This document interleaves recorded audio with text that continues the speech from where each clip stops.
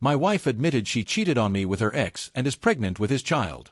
When I filed for divorce, she claimed in court that the baby is mine. I never imagined my world would come crashing down on an ordinary Friday night. If you'd asked me a week earlier, I would have told you that my life was stable, maybe even happy. Sure, my relationship with Anna, my wife of 2 years, wasn't perfect. We had our share of arguments, moments of coldness, and plenty of stress, but I figured it was just the natural ebb and flow of a long-term relationship. I never thought the foundation we'd built could be shattered so suddenly. That Friday night, Mike, my best friend since high school, was throwing one of his infamous parties.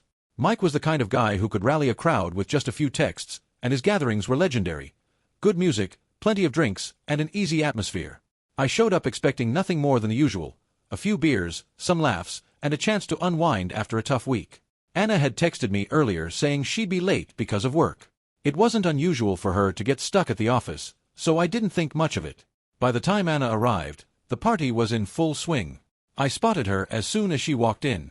She looked amazing, like always, hair in loose waves, wearing a fitted black dress that somehow made casual look elegant. I felt that familiar flicker of pride seeing her across the room. But as she made her way over to a group of our friends, I noticed something was off.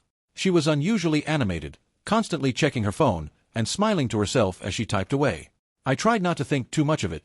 Maybe she was texting a friend, maybe she'd just gotten good news from work. But there was something about her expression that gnawed at me. A hint of guilt, maybe, or excitement she was trying to hide. I tried to shake off the feeling and focus on enjoying the party, but my eyes kept drifting back to Anna. At one point, I saw her slip out the back door with her phone pressed to her ear. She was talking urgently, her back turned toward the party. My stomach tightened, but I convinced myself not to jump to conclusions. She had her own life, her own issues, and we both needed space sometimes. I didn't want to be the paranoid husband. Later that night, as the crowd started to thin out, Mike appeared beside me. He looked unusually tense, his face serious in a way I wasn't used to seeing. "Liam, we need to talk," he said, his voice low. "Sure, what's up?" I asked, trying to sound casual, but the look on his face told me this was far from a casual chat. "It's about Anna," he said, glancing around to make sure no one was listening. My heart immediately sank. I had a bad feeling about this.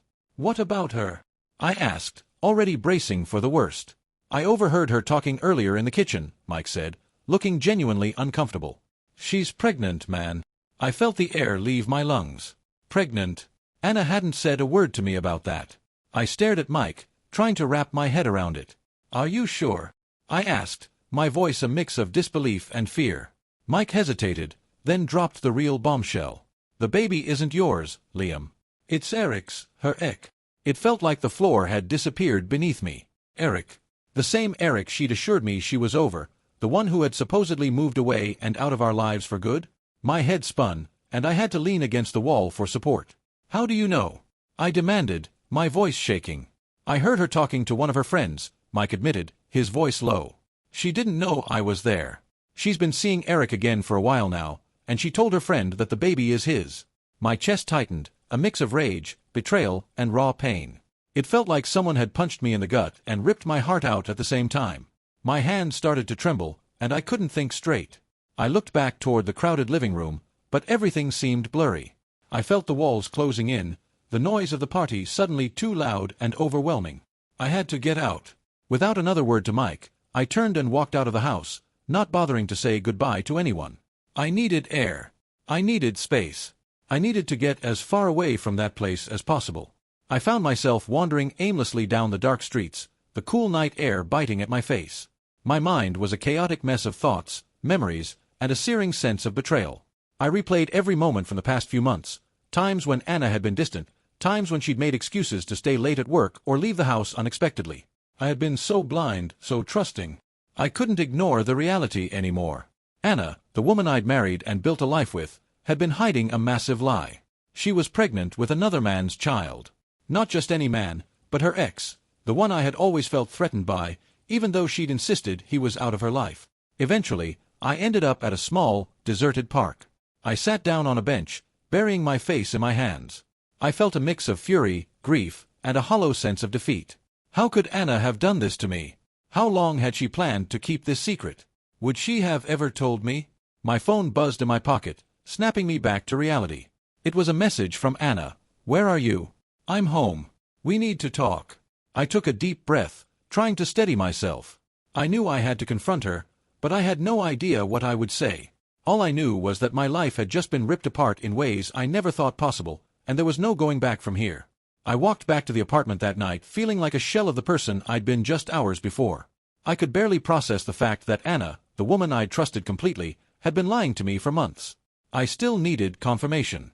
I needed to hear it from her, to look her in the eyes and know the truth, no matter how much it hurt. When I got home, I felt a strange mixture of anger and desperation. I needed answers, but I wasn't sure I was ready for them. I texted Anna, demanding she come home immediately. Her response was quick, filled with concern. "I'm on my way." What happened? I ignored it, pacing the living room like a caged animal until I heard the sound of her key turning in the lock. Anna stepped inside, her face etched with confusion and worry. "Liam, what's going on?" she asked, setting her bag down by the door. "You look awful." I didn't answer right away. I could feel the words building up inside me, my chest tight with the weight of betrayal. "Is it true?" I demanded finally, my voice shaking with anger. Anna looked taken aback. "Is what true? What are you talking about? Are you pregnant?" I asked, my voice cold and direct. Her eyes widened, and for a split second, I saw panic flash across her face. "Who told you that?" she whispered, her voice almost inaudible. "Does it matter?" I shot back, my tone filled with raw fury. "Just answer the damn question. Are you pregnant, and is it Eric's?" The color drained from her face, and I watched as she struggled to find words. After a moment of silence, she finally nodded, tears welling up in her eyes. "Yes," she said, her voice breaking. "It's Eric's." I felt the confirmation hit me like a hammer. My worst fears were true, and there was no denying it now. I felt anger surge through me, stronger than anything I'd ever felt before. "How could you do this?" I shouted, my voice echoing through the room. "How long have you been lying to me, Anna?" She began to cry, her sobs deep and broken. "Liam, I didn't mean for this to happen," she managed to say between sobs. "I never wanted to hurt you. It just happened." I couldn't believe what I was hearing. The woman I thought I knew had betrayed me in the worst way possible, and now she was standing in front of me, crying as if she were the victim. I clenched my fists, struggling to keep my composure. "How long, Anna?" I asked again, my voice lower but filled with venom. "How long have you been seeing him?" She looked down, unable to meet my gaze. "A few months," she admitted, her voice barely above a whisper. "But I was going to tell you, I swear." I laughed bitterly, shaking my head. "Tell me. When, Anna? After the baby was born and you tried to pass it off as mine? Is that the plan?" She shook her head frantically, her tears flowing freely now. "No, Liam, I would never do that.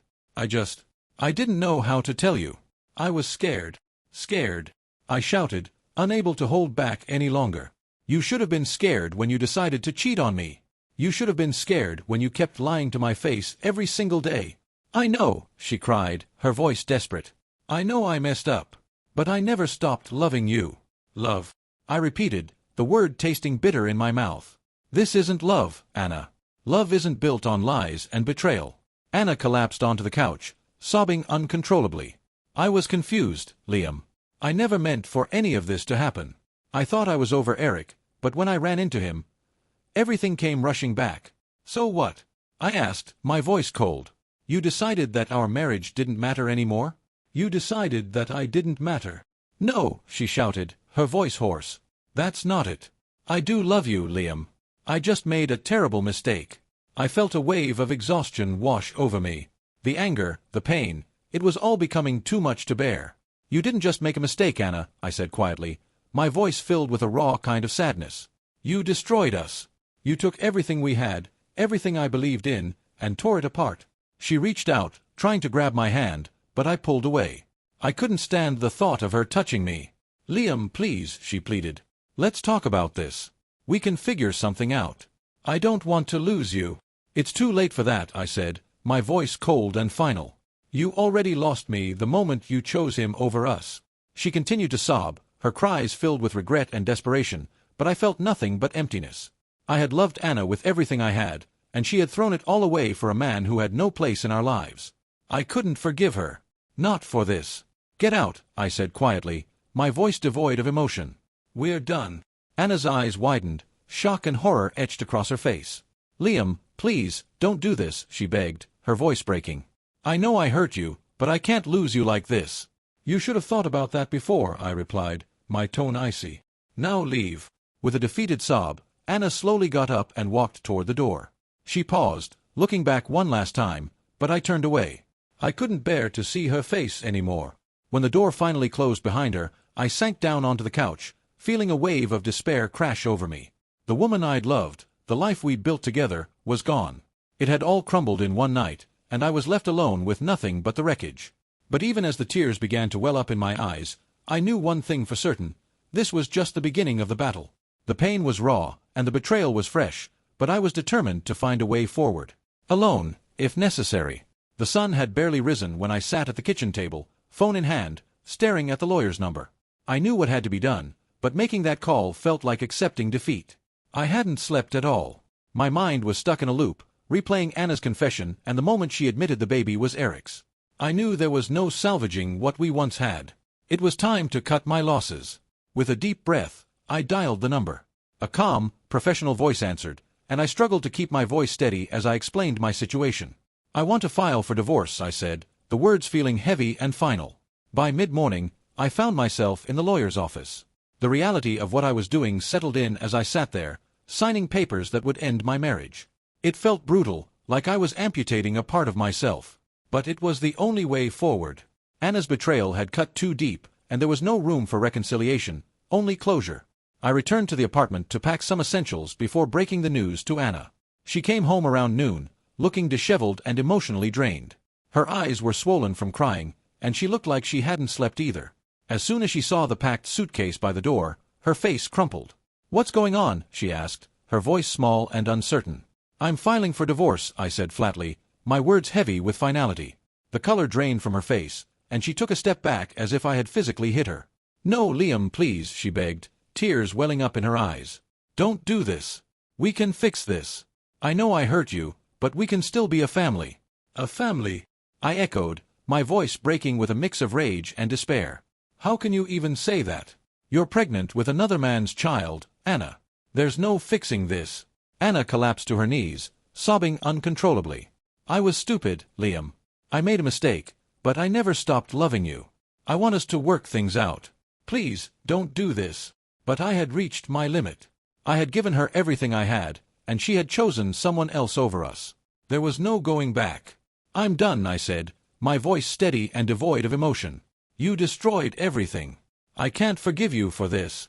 I grabbed my bag and headed toward the door, but Anna ran after me, grabbing my arm. "Please, Liam," she cried desperately. "Don't leave me. We can go to counseling, try to make things work. I'll do anything." I pulled away from her grasp, feeling a coldness settle over me. "You should have thought about that before you cheated on me," I said, my tone harsh and unforgiving. "It's over, Anna." I left the apartment, feeling a strange mix of sadness and relief. I knew I couldn't stay there, surrounded by memories of a life that had been a lie. I called Mike, who immediately offered me a place to crash. "Come over, man," he said. "You don't have to go through this alone." When I arrived at Mike's, he was waiting with a cold beer and a sympathetic smile. "Rough day, huh?" he asked, handing me the beer. "You have no idea," I replied, sinking into his couch. I told him about filing for divorce and Anna's desperate pleas to reconcile. He listened quietly, nodding along, his expression a mix of empathy and anger on my behalf. "You're doing the right thing," Mike said finally. "She crossed a line, and you deserve better than that." I nodded, but the words felt hollow. I knew I was doing the right thing logically, but it still hurt like hell. The woman I'd loved, the future we'd planned, it was all gone. The emptiness was overwhelming. The days that followed were filled with a surreal blend of legal meetings, emotional phone calls, and the awkward process of dividing up our lives. I moved most of my stuff into Mike's spare room and tried to settle into a new routine. It wasn't easy. Every time I got a text from Anna, a part of me wanted to respond, to try one last time. But then I'd remember the lies, the betrayal, and the reality of the child that wasn't mine. Anna's messages became increasingly frantic. "Please come home," she texted one night. "We can still fix this." It was painful to read, but I didn't respond. I knew I couldn't give her false hope. One evening, as I was trying to drown my thoughts in a video game, Anna called me. I let it ring, but she left a voicemail. I debated whether to listen to it or not, but curiosity got the better of me. Her voice was shaky, barely holding it together. "Liam, I don't know how to live without you. I know I ruined everything, But please, let's try to save what's left. I'll cut Eric out of my life completely. I just want you." I turned off my phone, feeling a mix of anger and sadness. It was too little, too late. The damage was done, and no amount of promises could change what had happened. I poured myself a stiff drink, trying to numb the emotions that threatened to overwhelm me. The next morning, I got a call from my lawyer, who informed me that Anna had agreed to the divorce terms. It was surprisingly quick, but I suspected that she was too broken to fight it. There was a sense of relief, knowing that the process wouldn't drag out. But it also marked the official end of our marriage, a reality that hit me harder than I'd expected. I sat on the edge of Mike's couch, staring blankly at the wall. The life I had known for 2 years was over, and I felt like I was standing on the edge of a cliff, unsure of where to go next. But I knew one thing for sure: there was no going back. I had to move forward, no matter how difficult it was going to be. Anna was my past now, and I needed to start focusing on my future, even if it meant rebuilding from the ground up. The courtroom was cold and impersonal, the kind of place that could make even the strongest person feel small. I sat across from Anna, trying to keep my focus sharp. I had expected this to be a drawn-out battle, but I was determined to stay strong. I couldn't afford to let my emotions get in the way. My lawyer, Michelle, had prepped me thoroughly for what Anna's legal team might throw at us. The opening statements were exactly what I had expected.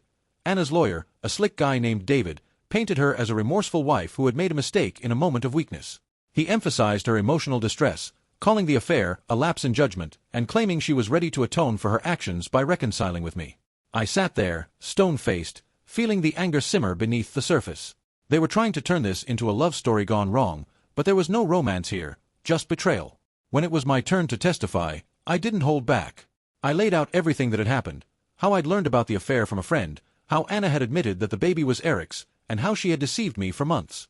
My words were blunt and direct, and I could feel the tension in the room as I spoke. I knew I had the truth on my side, and I wasn't about to let Anna rewrite the narrative. But then, Anna took the stand. She looked fragile and pale, her voice cracking as she spoke. It was clear she was trying to play the sympathy card, and part of me almost felt a twinge of pity. Almost. I knew what was coming next. More excuses, more pleas for understanding. And then she dropped the bombshell. "I'm still not sure who the father of my child is," Anna said, her voice barely audible but clear enough for everyone to hear. The courtroom fell silent. Liam and I had been trying for a baby. "It's possible he's the father." I froze. My mind struggled to process what I'd just heard. This was a lie, an outright, brazen lie. I wanted to shout, to call her out right there, but Michelle gripped my arm, signaling for me to stay calm. "Don't react," she whispered urgently. "We'll handle this."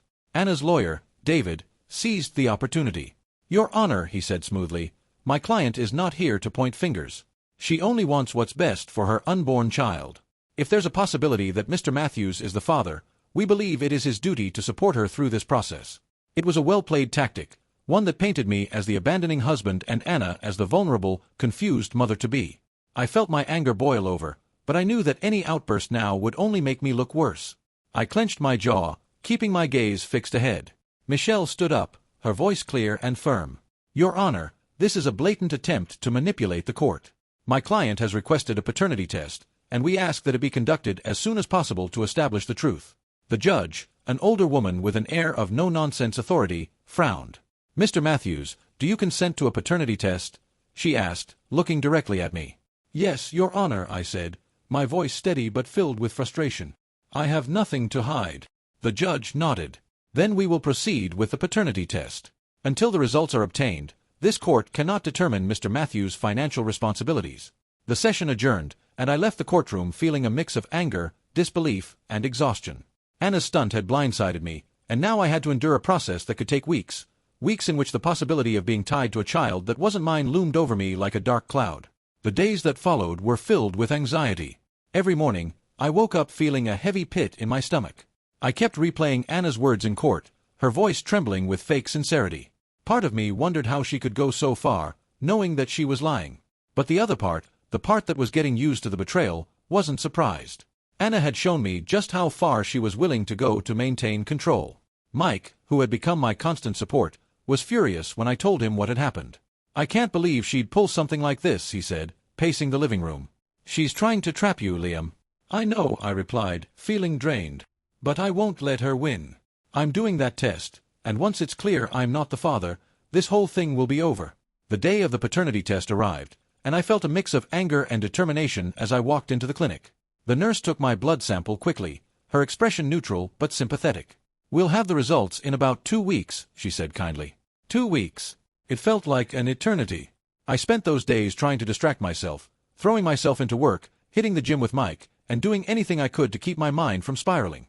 But the looming uncertainty was always there, a constant weight on my shoulders. Finally, the day came. Michelle called me, her voice brisk but with a hint of relief. "The results are in," she said. "You're not the father, Liam." I let out a breath I hadn't realized I'd been holding. It was over. I was free of this nightmare. But the victory felt hollow, like winning a war that shouldn't have been fought in the first place. Back in court, Michelle presented the DNA results with clear, undeniable evidence. Anna's lawyer looked deflated, and Anna herself appeared pale and defeated. Based on this evidence, the judge declared, Mr. Matthews has no financial responsibility for the child. This case is closed. As I left the courtroom, Anna tried to catch my eye, her expression a mix of regret and desperation. "Liam," she called after me, her voice barely audible. "I'm sorry, but I didn't turn around. I couldn't." The damage had been done, and there was nothing left to say. I walked out, knowing that I had won the battle, but the scars from this fight would stay with me for a long time. The days leading up to the DNA test results were the longest I'd ever experienced. Each morning, I woke up with a knot in my stomach, the same question gnawing at me: what if Anna somehow twisted this even further? It wasn't that I doubted the science, it was the sheer unpredictability of Anna's actions that kept me on edge.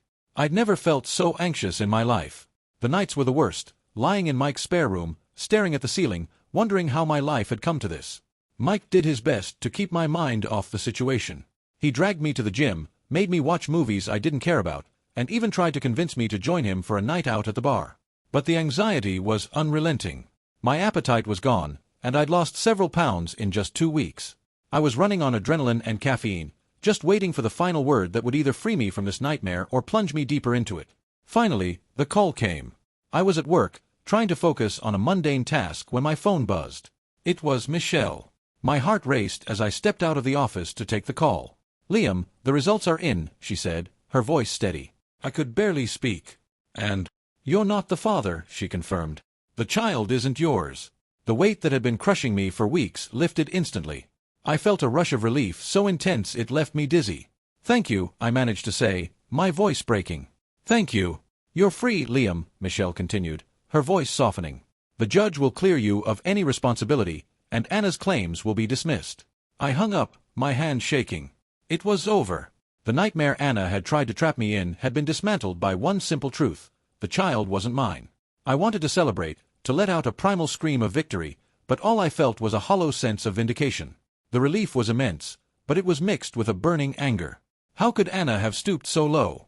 How could she have tried to tie me to a child that was never mine, knowing the truth all along? I texted Mike with the news: "It's done." "Not the father." His reply came quickly: "About damn time. Let's grab a drink tonight." I agreed, figuring that a night of mindless drinking might help me feel something, anything other than the numbness that had settled over me. Back in court, the final hearing was swift. Michelle presented the DNA results to the judge, who barely even glanced at Anna's lawyer before making her ruling.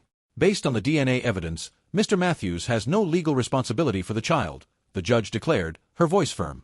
"All claims for child support are hereby dismissed." Anna sat across from me, her face pale and drawn. She looked defeated, but I couldn't find it in myself to feel sorry for her. Her attempt to manipulate the situation, to drag me into a role I never agreed to, had been appalling. As the judge wrapped up, Anna tried to catch my eye. Her gaze was filled with a mix of regret, desperation, and something that almost looked like guilt. "Liam," she mouthed silently, as if trying to reach out to me across the courtroom. But I didn't respond. I kept my face expressionless, knowing that any sign of weakness would be taken as an opening. I had to be strong, not just for my own sake, but to send a clear message that her manipulations were over. After court, Mike and I headed straight to the bar, just as he'd promised. We found a quiet corner, and he ordered a round of shots. "Here's to being free from that mess," he said, raising his glass. "To never going back," I agreed, clinking glasses with him. The alcohol burned as it went down, but it felt good, like a purging of everything I'd been holding inside. We downed a few more shots, and for the first time in weeks, I felt a bit lighter. We spent the rest of the night talking about old memories, laughing about high school pranks, and joking about how I could finally get back into the dating scene. It was a small step, but it was the first time in a while that I felt a hint of hope for the future. But as the night wore on, the anger crept back. I couldn't shake the thought of Anna's betrayal. I replayed every moment of our marriage, the good, the bad, and the deception that had led to this point. It was hard to reconcile the woman I'd loved with the one who had tried to trap me in such a cruel lie. I knew I'd have to let go of that anger eventually, but for now, it felt like a necessary armor. When I got back to Mike's place, I collapsed onto the couch, exhausted. It was a strange kind of exhaustion, both physical and emotional, like I'd been fighting a war and had finally emerged on the other side. The realization that it was truly over washed over me, and I let out a deep breath, feeling a sense of finality. The next morning, I woke up feeling different. It wasn't a full sense of peace, but it was a start. I knew I had a long way to go before I could completely heal, but at least the legal nightmare was over. I was no longer tied to Anna's manipulations, no longer facing the prospect of raising another man's child. Later that day, I got a text from Anna. It was short and simple: "I'm sorry for everything." I stared at the message for a long time, unsure how to respond, if I even wanted to respond. In the end, I chose not to. Her apology, whether sincere or not, wouldn't change the damage she had caused. I needed to focus on rebuilding my life, and that meant leaving Anna and her lies behind. As the days turned into weeks, I slowly started to piece my life back together. I reconnected with friends, picked up old hobbies, and began to find joy in small things again. It wasn't an instant transformation, but it was progress. And as I stood there, looking out at the world with new eyes, I felt a sense of freedom I hadn't felt in a long time. The scars from this experience would always be there, but they were now a part of my story, one that I had survived, learned from, and emerged stronger because of. Even after the judge officially dismissed Anna's claim, she continued to reach out to me. It was like she couldn't accept that it was truly over. Every few days, a new message would pop up on my phone. "Liam, please just talk to me. I know I hurt you, but I want to fix this. I'm not asking you to forgive me, but at least hear me out. I miss you." The texts were a mix of apologies, pleas for reconciliation, and attempts to reignite whatever emotions I had left for her. But my heart felt numb, and I ignored them all. I'd made my decision, and I wasn't going back. There was no fixing this. I had to focus on moving forward, no matter how hard it was. Anna tried other tactics too, showing up at my old apartment, leaving handwritten notes on my car, even calling Mike in an attempt to get to me. One morning, I woke up to a bouquet of flowers left at the doorstep of Mike's place with a note that read, "I still love you. I'll always love you." It was the kind of grand gesture that might have once softened me, but now it just felt desperate and empty. Mike found the flowers before I did. "You want me to toss these?" he asked, holding them up with a mixture of pity and annoyance.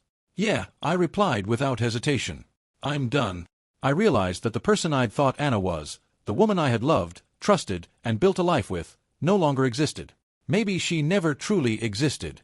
It was a painful thought, but it was one I needed to accept if I was ever going to heal. The Anna I'd married was a mirage, and the reality was someone capable of deception that ran deeper than I'd ever imagined.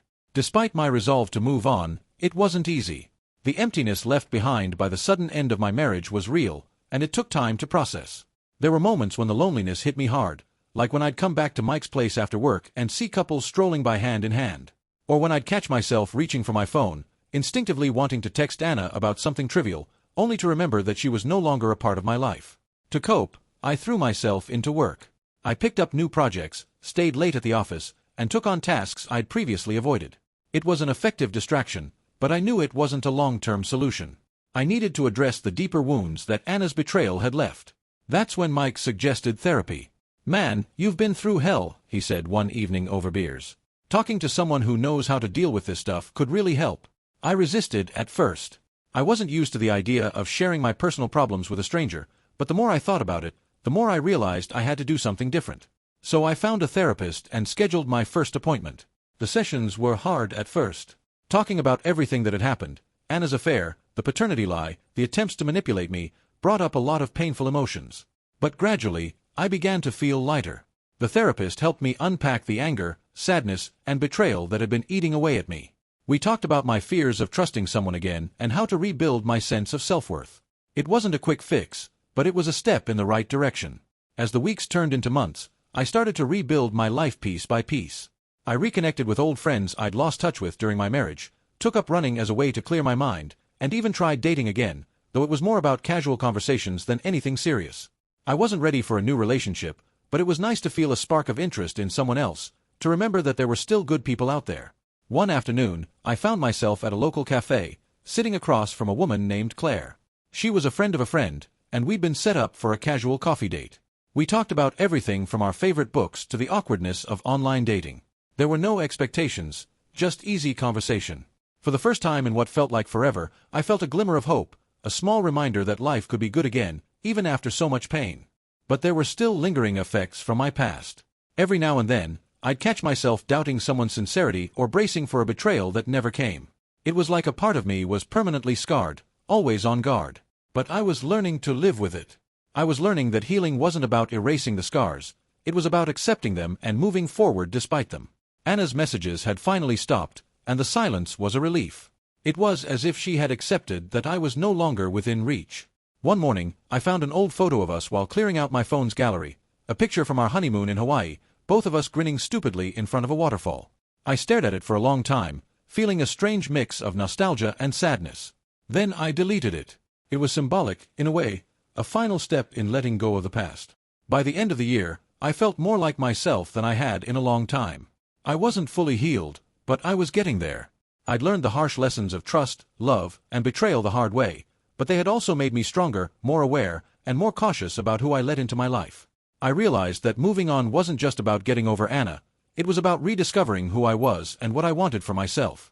Standing on Mike's balcony one evening, watching the sunset with a cold beer in hand, I felt a sense of peace I hadn't felt in a long time. Life was unpredictable and messy, but I was still here, still standing, and still ready for whatever came next. I had finally moved on. After the storm of the divorce and the courtroom battles had settled, I found myself standing at the threshold of a new beginning. It wasn't easy to start over, but it was necessary. I knew that the only way forward was to reclaim the parts of my life that had fallen apart while I was married to Anna. I threw myself into work, arriving early and staying late, eager to make progress. I began taking on more challenging projects, diving into new opportunities that I'd previously been too distracted to pursue. I felt a renewed sense of ambition, like a fire had been reignited inside me. My boss noticed the shift, even making a comment one day, "You're really stepping up lately, Liam. Keep it up." It wasn't much, but it was validation that I was on the right path. Outside of work, I focused on rebuilding my physical health. I started hitting the gym with Mike 3 times a week. At first, it was more about burning off the frustration and anger that still lingered beneath the surface. But over time, it became a routine that brought me a sense of control. The physical progress was tangible. I was getting stronger, feeling better, and even sleeping more soundly. "You're looking like your old self again," Mike remarked one evening as we finished a grueling workout. "Feels like I'm getting there," I replied, a small smile forming. He was right. I could see it in the mirror too. I was starting to look, and feel, like the version of myself that had been buried under the weight of a toxic relationship. Slowly, I began reconnecting with friends I'd drifted apart from during my marriage. I reached out to Josh, an old college buddy I hadn't spoken to in years. We grabbed drinks one night, reminiscing about the good old days and laughing over stories that felt like they belonged to a different lifetime. It felt good to be around people who knew me before everything went sideways. It was a reminder that I still had a foundation, even if I had forgotten about it for a while. Despite the progress I was making, there were still moments of darkness. Sometimes, while scrolling through my phone, I'd stumble upon old photos of Anna and me, memories of trips, holidays, and random happy moments. One evening, I found a picture from our first anniversary dinner, both of us smiling at the camera, looking genuinely happy. For a moment, I felt a pang of sadness, wondering how it had all gone so wrong. But then, a strange sense of closure washed over me. That chapter of my life was over, and it wasn't defined solely by betrayal and heartbreak. There were good memories in there too, moments that had once brought me joy. But they were just that, moments. I couldn't dwell on what had been lost or what could have been. I had to focus on what was ahead. I decided to clear my phone of old photos of Anna. It wasn't an act of erasing the past, but rather making space for new memories. I deleted picture after picture, feeling a weight lift with each one. By the end of it, I felt lighter, like I'd finally broken free from the lingering grasp of the toxic cycle she had trapped me in. It wasn't long before Mike started nudging me to try dating again. "You're ready, man," he insisted one night over beers. "There are plenty of good women out there. You just have to give it a shot." I was hesitant at first. The thought of opening up to someone again was daunting, to say the least. But I knew I couldn't let fear hold me back forever. So, I took a deep breath, downloaded a dating app, and created a profile. I kept it simple, with a couple of photos and a brief description. I wasn't looking for anything serious, just some casual conversations to dip my toes back into the dating pool. The initial interactions were awkward. I wasn't used to small talk and flirtation anymore. But after a few matches and light-hearted exchanges, I started to feel more comfortable. It was strange to think that I could be interested in someone again, that I could even laugh at dumb jokes over a cup of coffee with a stranger. It wasn't love, but it was a start. One day, while sitting in a quiet cafe, I met Sarah. She was down to earth, with a warm smile and a genuine laugh. We talked about everything from our favorite movies to our shared love of hiking. There was no pressure, no expectations, just two people enjoying each other's company. When the date ended, I felt a spark of hope. Maybe, just maybe, there was life after everything I had gone through. The old wounds were still there, of course. Trust wasn't something I could give freely anymore, it had to be earned. But I'd learned to set boundaries, to protect myself without shutting down completely. I wasn't the same person I was before Anna, but maybe that was a good thing. I was stronger now, more aware of my worth, and more determined to find someone who valued me for who I truly was. As I sat on Mike's balcony one evening, looking out over the city, I felt a strange sense of peace. It wasn't complete, but it was enough.